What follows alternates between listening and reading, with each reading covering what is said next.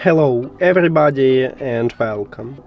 In this video I'm going to show you how to check Bluetooth MAC address for your headphones SOUNDPEATS RunFree Lite 2.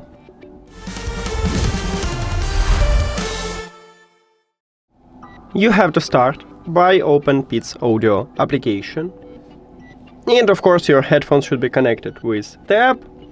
Then the application opened for you the headphones menu, but if you are in the main menu, just tap at your headphones at the device list. By the way, right here you have the first option, how to check your Bluetooth MAC address.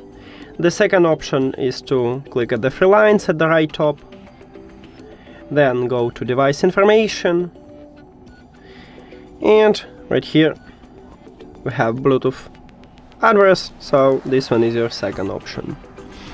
That's it.